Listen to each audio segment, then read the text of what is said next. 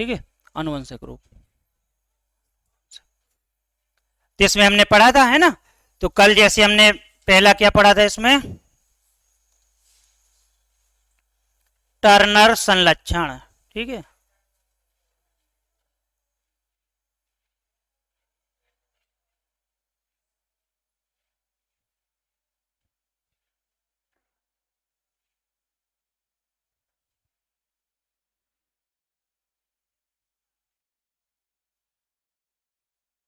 ठीक है, टर्नर संरक्षण। तो इससे आपके क्वेश्चन क्या बनेंगे कि संक्रामक रोग है असंक्रामक, तो किसको पढ़ रहे हैं हम, असंक्रामक को। ठीक है, क्यों है असंक्रामक, क्योंकि इसका कोई रोग कारक नहीं होता है या सूक्ष्म जीव नहीं होता है।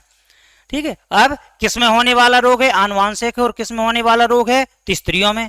गुणसूत्रों की संख्या घट जाएगी, बढ़ जाएगी, और गुणसूत्रों का विन्यास क्या हो जाएगा और क्या परिवर्तन आएंगे, इस प्रकार से क्वेश्चन आएंगे। ठीक है, तो इसमें हाँ तो लिख लें इसमें, यह रोग स्त्रियों में होता है,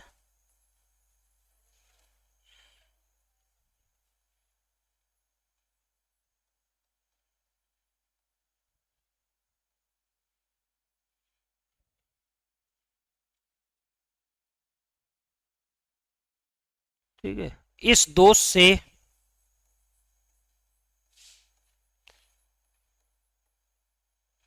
ग्रसित स्त्रियों में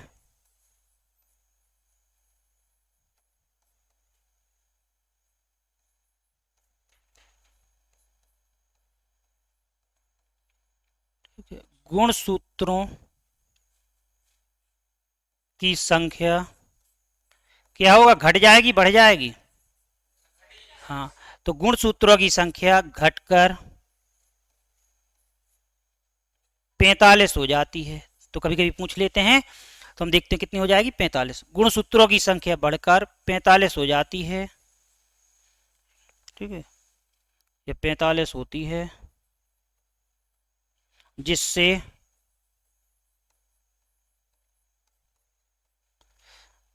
गुणसूत्रों का विन्यास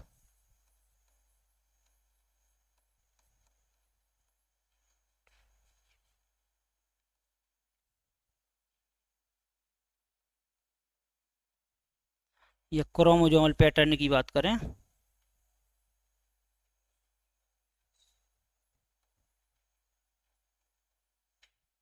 ठीक है, गुणसूत्रों का विन्यास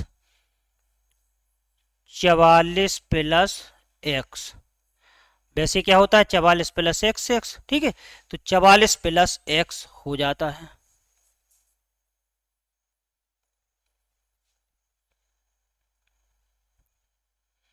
ठीक है, तो 44+x यानी कौन सा घटा, x, है ना, तो लिख सकते हैं इस रोग से ग्रसित स्त्रियों में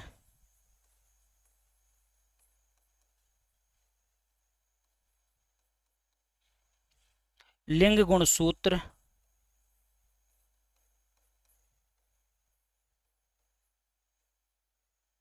x की, ठीक है, x की कमी हो जाती है।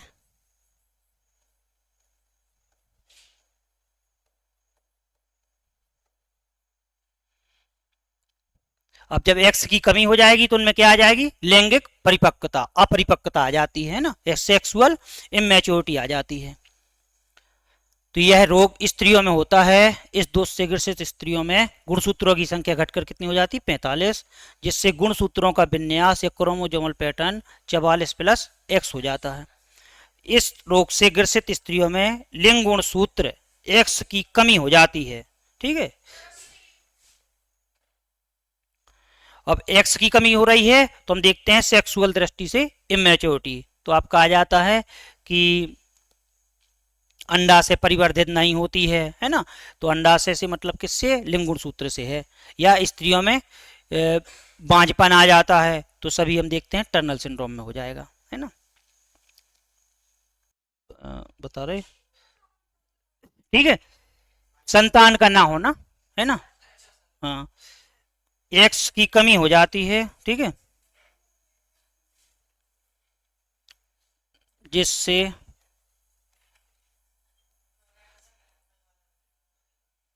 स्त्रियों में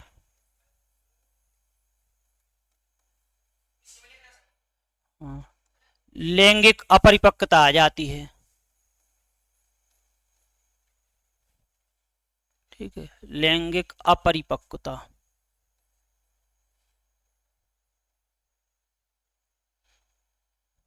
आ जाती है, ठीक है। अब अपरिपक्वता शब्द लिख दिया, यानी कुछ भी आ जाए कि बांझपन है ना, तो सभी इसी का आंसर आ जाएगा। या कभी कभी पूछ लेते हैं अंडा से परिवर्तित नहीं हो पाता है, तो सभी का आंसर ये है, ठीक है। तो ये हो गया टर्नर सिंड्रोम। इसमें आपके क्वेश्चन कितने बनेंगे कि संक्रामक रोग है, असंक्रामक, तो असंक्रामक है, ठीक है। अब असंक्रामक है तो कौन सा है, जेनेटिक है। और हम देखते हैं गुणसूत्रों की संख्या घट जाती है, बढ़ जाती है, तो घट जाती है, कितनी हो जाती है, 45, 44 प्लस एक्स गुणसूत्रों का पैटर्न हो जाएगा। अब एक्स की चूंकि कमी होती है, और एक्स क्या है, लिंग गुणसूत्र, तो लैंगिक अपरिपक्वता आ जाएगी, ठीक है। अगला है क्लीनेफेल्टर्स,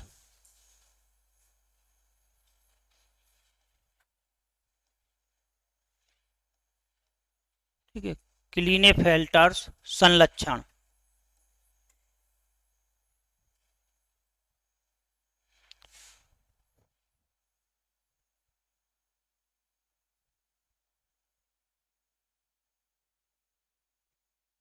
सिंड्रोम,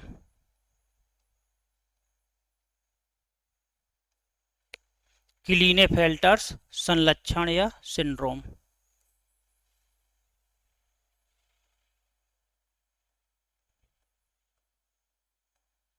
अब ये किस में होता है, तो पुरुषों में। अब पुरुषों में गुणसूत्रों की संख्या कितनी होती है, 46। जब ये हो जाएगा तो गुणसूत्रों की संख्या क्या होती है, बढ़ जाती है ना। तो इसमें लिख लें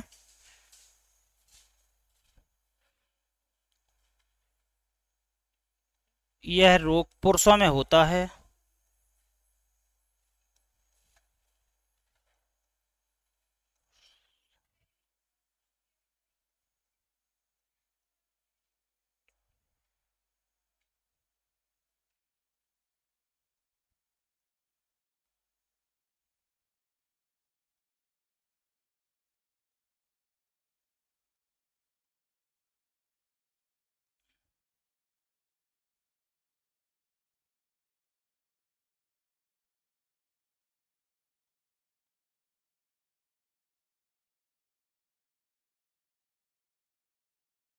गुणसूत्रों की संख्या बढ़कर 47 हो जाती है, उसमें घटकर 45 हुई थी और इसमें 47, ठीक है।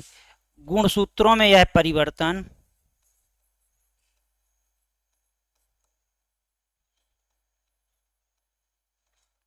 अब कौन से जोड़े में होता है परिवर्तन, हाँ, तो गुणसूत्रों में है परिवर्तन 23वें जोड़े के, है ना, क्वेश्चन पूछा जाता है तो 23वें जोड़े के। अब 23वें जोड़े के होते कौन है, तो लिंग गुणसूत्र। लिंग गुणसूत्रों में, ठीक है, लिंग गुणसूत्रों में वृद्धि के कारण होता है,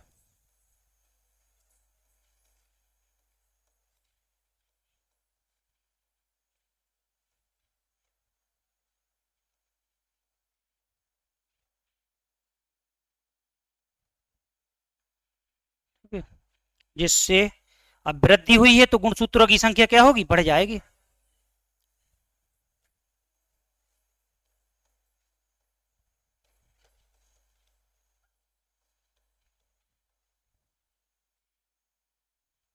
जिससे गुणसूत्रों का विन्यास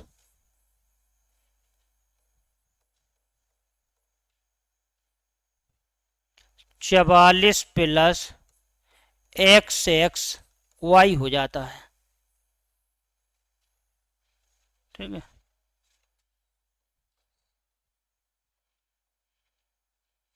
तो गुणसूत्रों का विन्यास हो जाएगा, है ना, क्या हो जाएगा, 44 प्लस एक्स एक्स वाई। अब आप देख रहे हो 44, 45, 46, 47। अब वैसे जनरली कैसा होता है, 44 प्लस एक्स वाई, तो देख रहे हैं कि एक अतिरिक्त एक्स गुणसूत्र आ जाता है ना।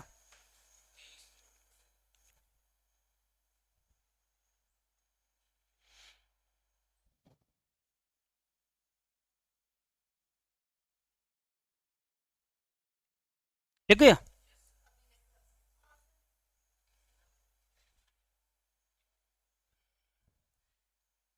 ठीक है। इस दोष से ग्रसित पुरुषों में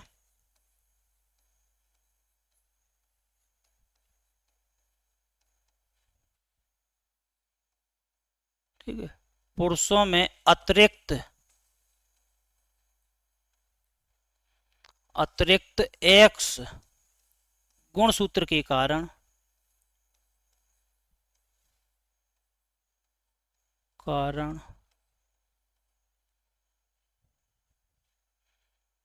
स्त्रियों के लक्षण आ जाते हैं।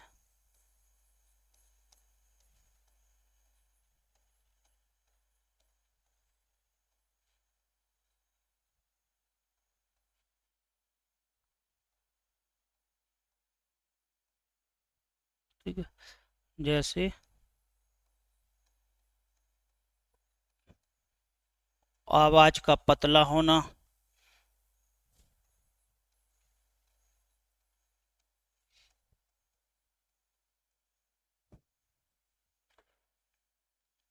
स्तन ग्रंथियों का विकसित हो जाना, मेमोरी ग्लैंड,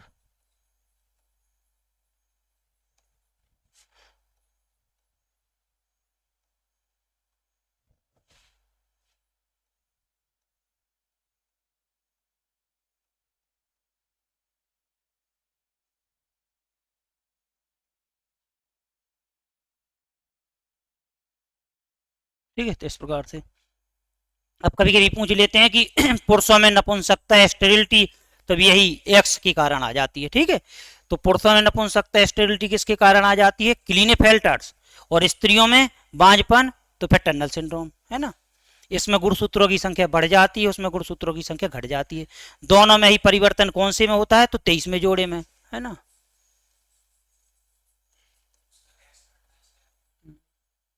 ठीक है, तो क्लीनेफेल्टर्स को हमने पढ़ लिया।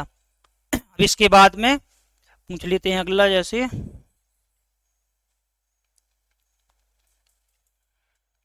Down syndrome. ठीक है, डाउन सिंड्रोम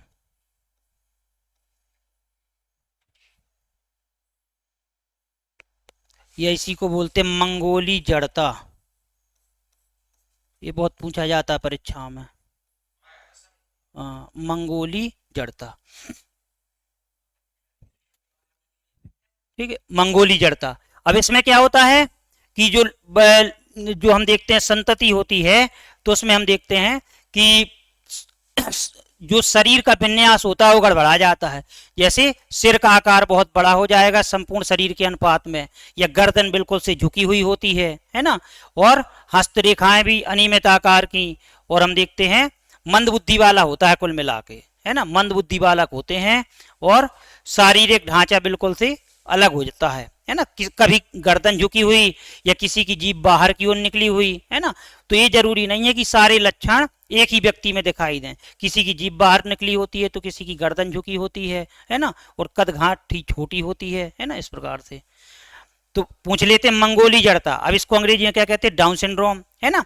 तो देखिए अधिकतर क्या है कि हम देखते हैं महिलाओं में एज कितनी है शादी की? 18-21। ये हम देखते हैं फीमेल में, और ये मेल में, सही है ना।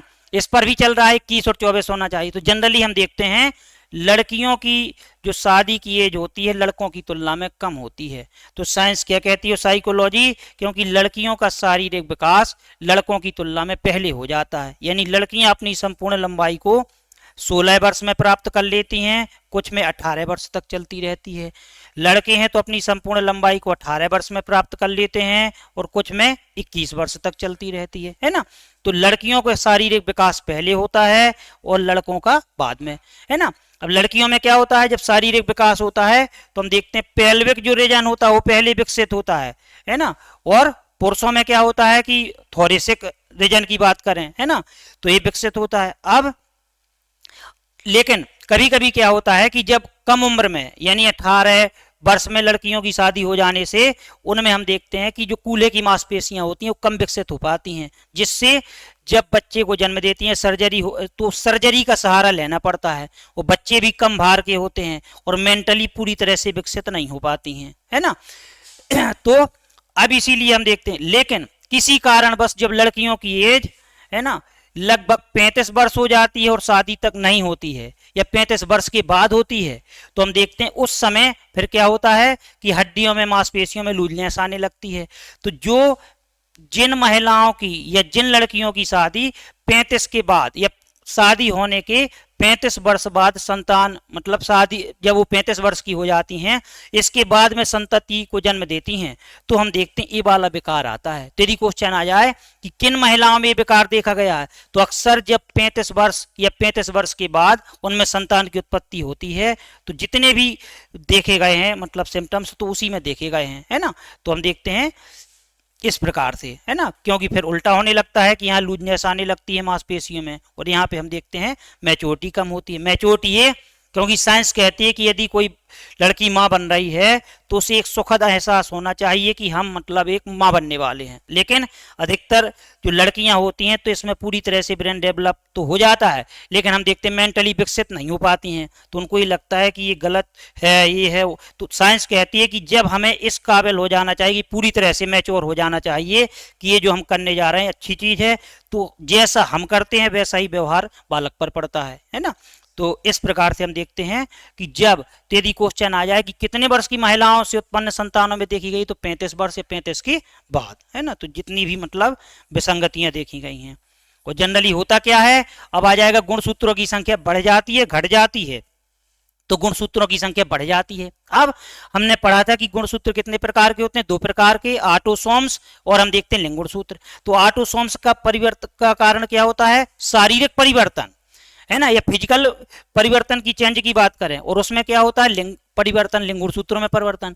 तो इसमें फिजिकल परिवर्तन होते हैं, शारीरिक परिवर्तन, विकृतियां आती हैं, ना कि हम देखते हैं लैंगिक, है ना।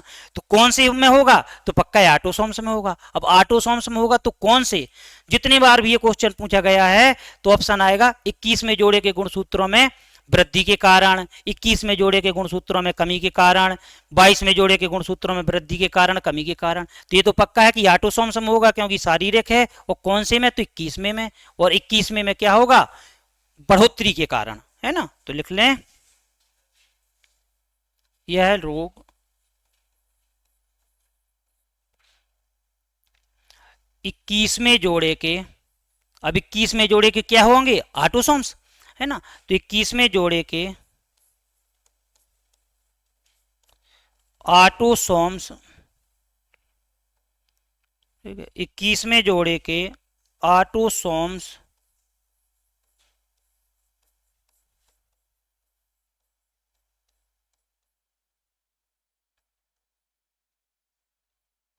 गुणसूत्रों में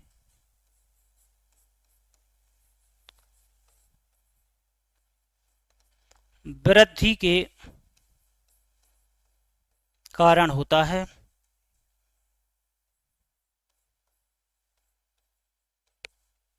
ठीक है, जिससे गुणसूत्रों का विन्यास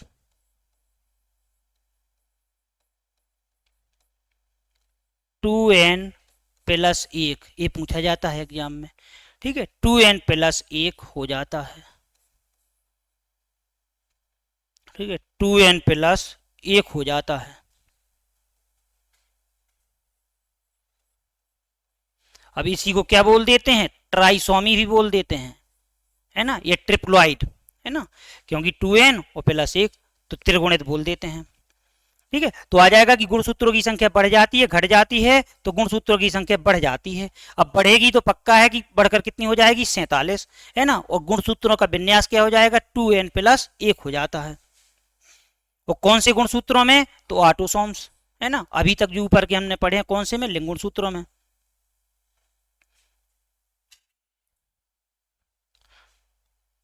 इस दोष से ग्रसित व्यक्ति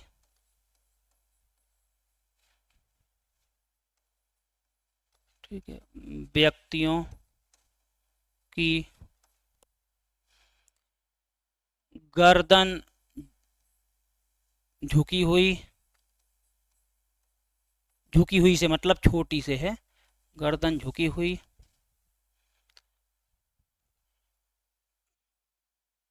शारीरिक ढांचा अनियमिताकार का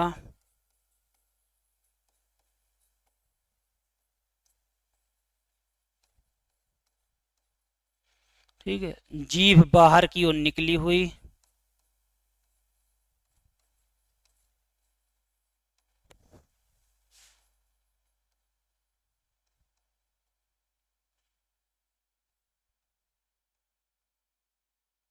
तथा मंद बुद्धि वाले होते हैं।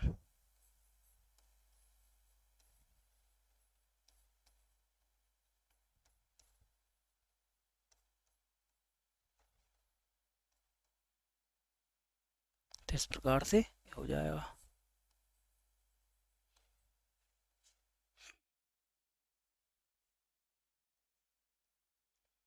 ठीक है, तो इस प्रकार से आपके क्वेश्चन बन जाएंगे कि गुणसूत्रों की संख्या बढ़ेगी घटेगी, तो बढ़ेगी कौन से जोड़े के, तो 21वें जोड़े के, और कौन से ऑटोसोम्स, गुणसूत्रों का विन्यास क्या हो जाएगा 2n+1। ठीक है, अब एक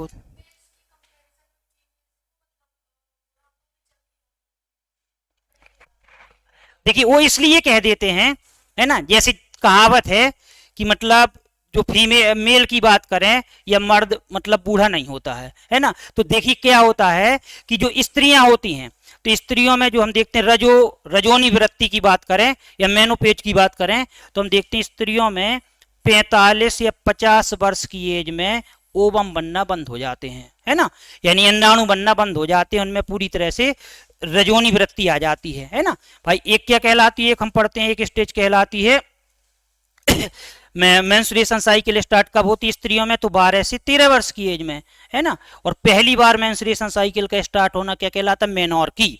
ठीक है, अब ये प्रोसेस हम देखते हैं कि हर 28 से 30 दिन के अंतराल में चलती रहती है। रुकती कब है, जब हम देखते हैं प्रेगनेंसी पीरियड आ जाता है। ठीक है, अभी कब तक चलती रहती है, तो हम देखते हैं 45 से 50, है ना, खान पान पर भी निर्भर करता है, तो मैक्सिमम इतने तक चलती रहती है। लेकिन पुरुषों में क्या है, पुरुषों में जो शुक्राणु होते हैं, ठीक है, ये स्पर्म की बात करते हैं, तो पुरुषों में जो स्पर्म होते हैं तो 60 से 65 वर्ष तक भी बनते रहते हैं। तो अब आप देख रहे हो यहाँ 50 और यहाँ 65, इसीलिए बोलते हैं कि बुढ़ापा मतलब ऐसे नहीं है, तो बुढ़ापे से मतलब इससे है कि इनमें स्पर्म जनरेट 60 से 65 वर्ष की एज तक भी होते रहते हैं। लेकिन यहाँ पे हम देखते हैं रजोनी वृत्ति आ जाती है ना, तो स्त्रियों में।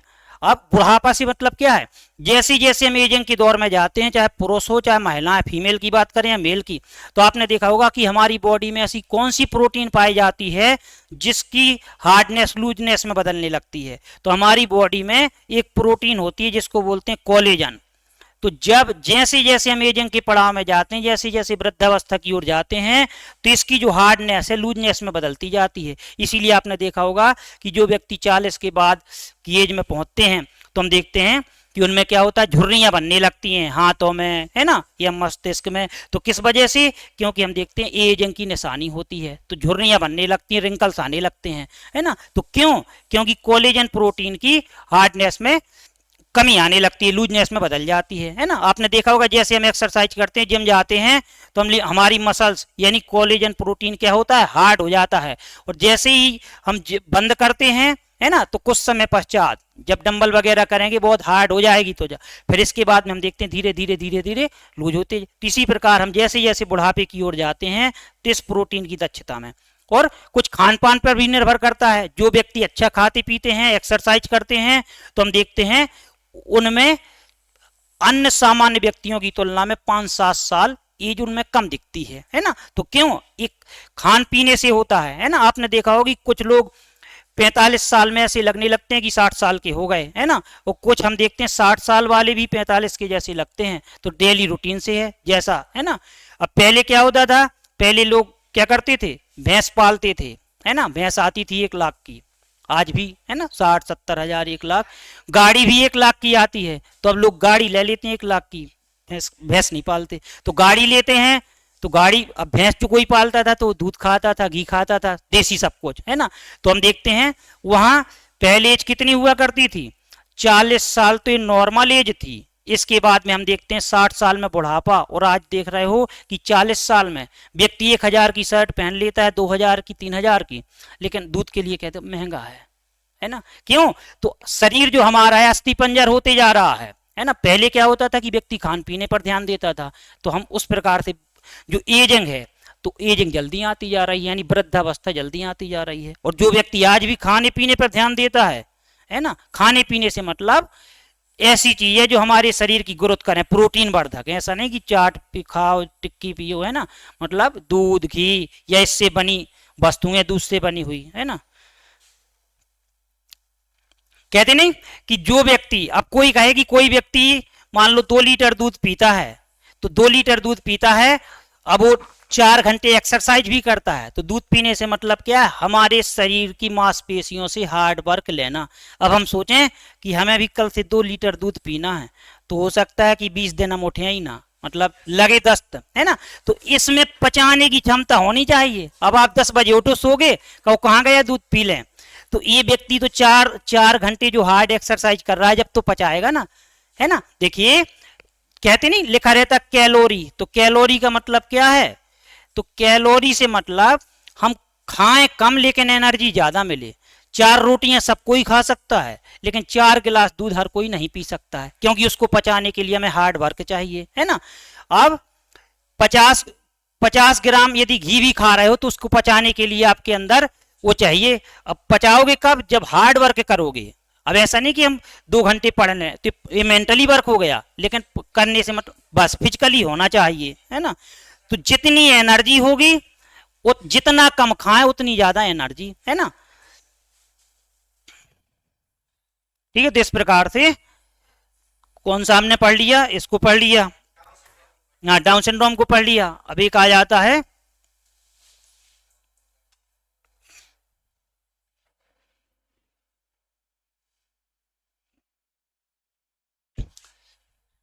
Super female,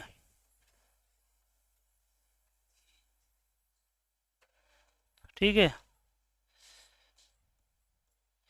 super female. अब इनमें क्या होता है, तो इनमें क्रोमोसोम की संख्या बढ़ जाती है, और बताते हैं कि ऐसी लड़कियां लड़ाकू प्रवृत्ति की होती हैं, लंबाई सामान्य से अधिक, है ना। तो लिख लें, इस दोष से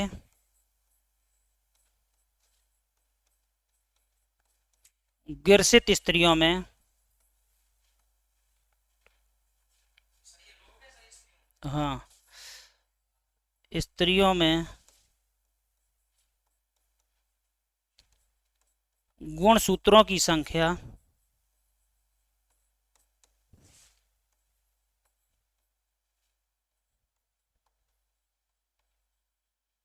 बढ़कर, ठीक है, 47 या ऑब्लिक कर लें 48 भी हो जाती है, 47-48 हो जाती है।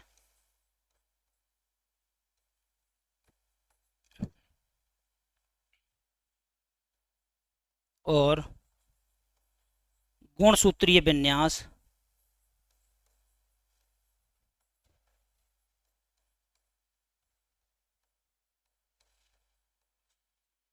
ठीक है, 44 प्लस, तो ये क्या हो जाएगा 47, है ना। तो इसको क्या बोल सकते हैं 47, और जब 44 प्लस 4 टाइम XX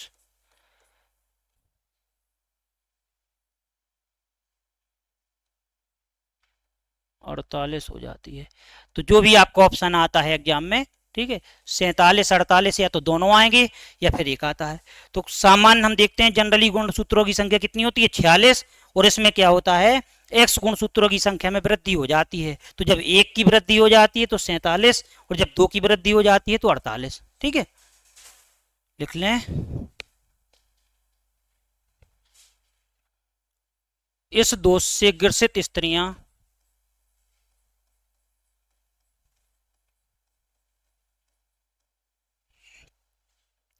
ग्रसित स्त्रियां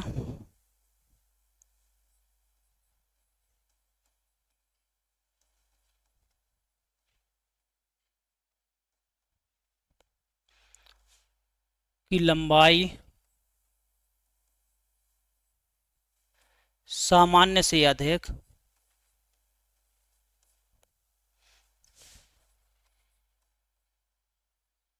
तो इसका मतलब ये नहीं जिसकी लंबाई कम है तो खुश हो जाएं, तो सभी जितनी लंबाई वाली होती सबकी थोड़ी ना होता है।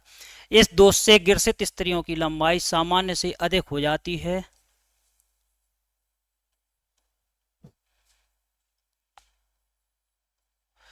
और वे गुस्सैल एग्रेसिव की बात करें तथा लड़ाकू प्रवृत्ति की होती हैं।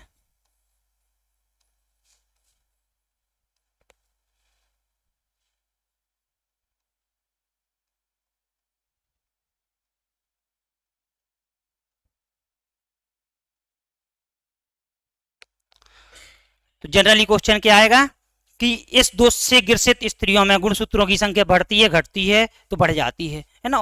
विन्यास भी हमने देख लिया क्या होता है। अगला लिखें सुपरमेल, ये भी होते हैं।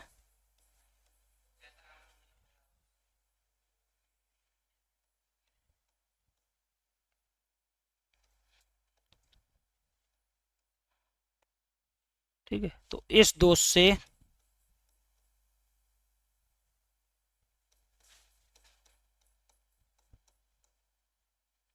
ग्रसित पुरुषों में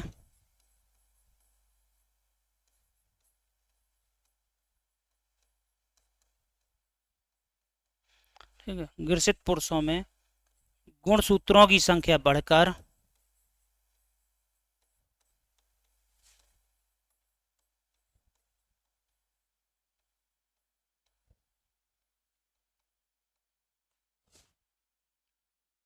सैतालीस हो जाती है और गुणसूत्रों का विन्यास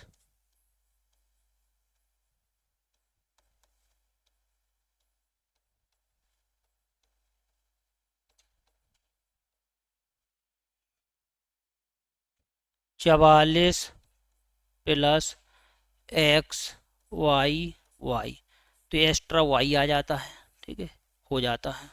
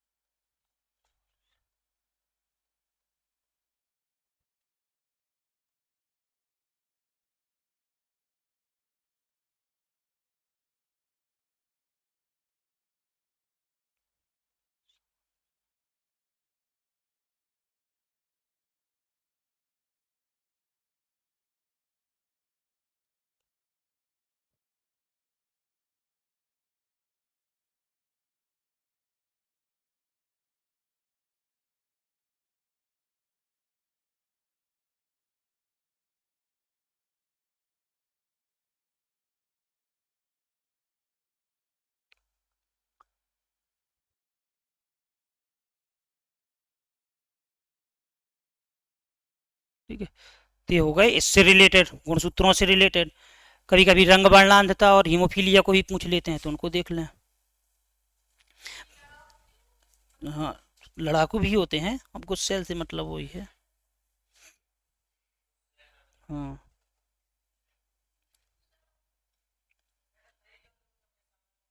हम्म, पेन का इनका सामना हो जाए तो बेकार होता है ना।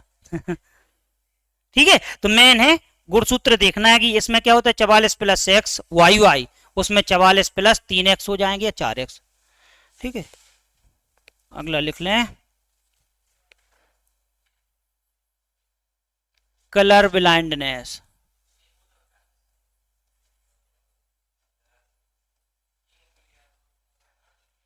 ठीक है, यह रंग वर्णांधता रंग वर्णांधता आ जाए या वर्णांधता एक ही चीज है।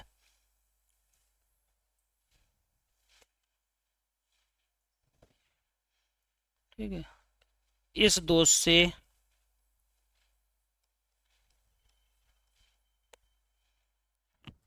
ग्रसित व्यक्ति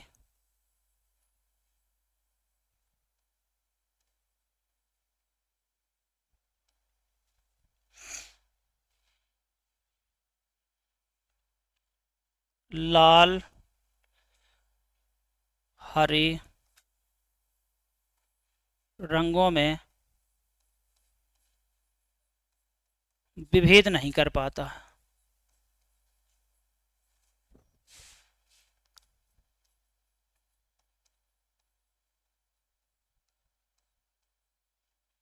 ठीक है, लाल रंग की,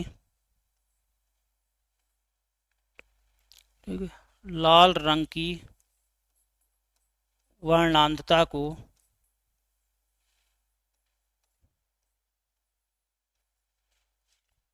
प्रोटेनोपिया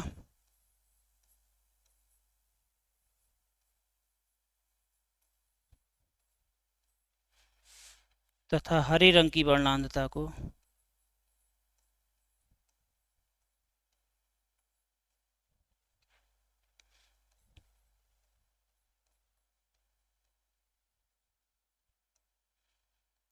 वर्णांधता को ड्यूटेरानोपिया कहते हैं।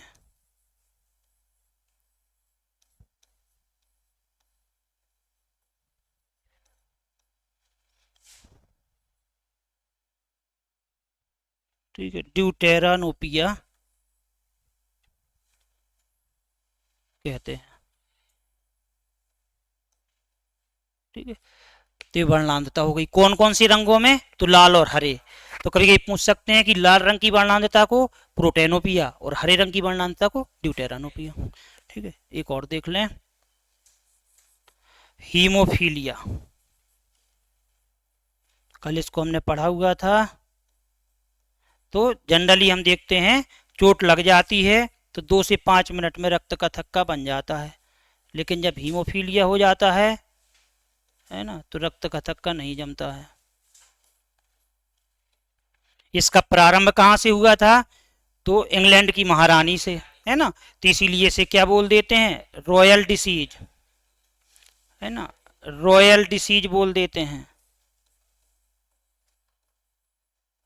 है ना। इसमें लगातार ब्लीडिंग होती रहती है, इसीलिए इसे ब्लीडर्स रोग भी बोल देते हैं।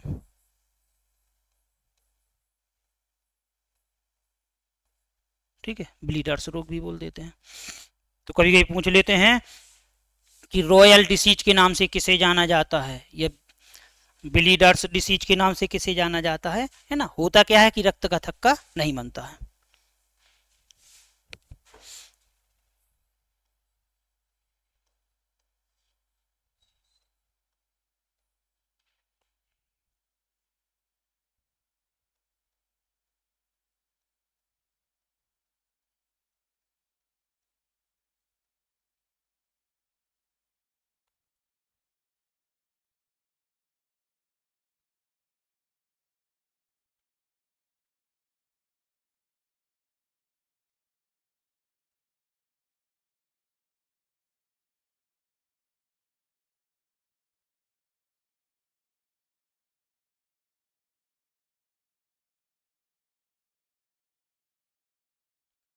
रक्त का थक्का नहीं बनता है।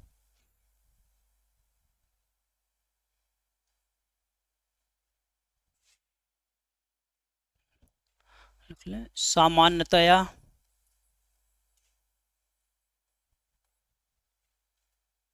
चोट लगने पर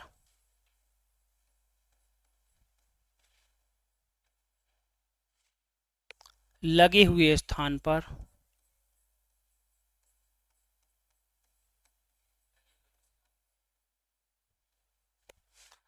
दो से 5 मिनट में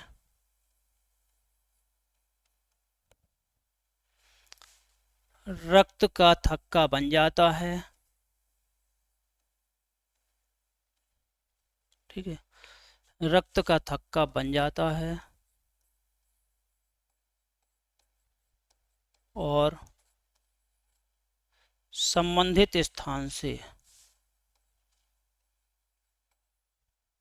ठीक है, संबंधित स्थान से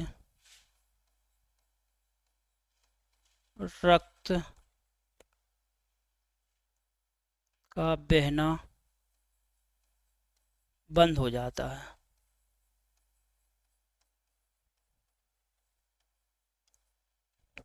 ठीक है, बंद हो जाता है, लेकिन ठीक है, इस रोग से ग्रसित व्यक्ति को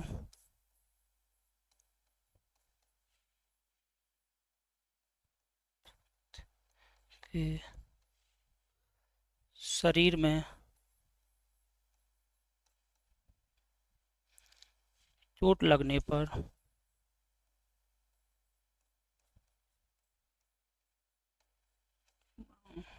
ठीक है, रक्त का थक्का नहीं बनता है,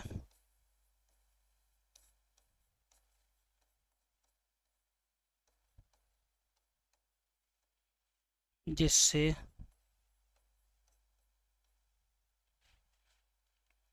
ठीक है,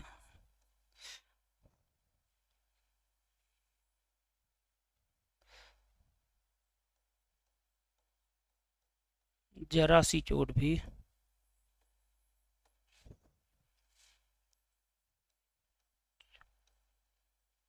खतरे का कारण बन जाता है।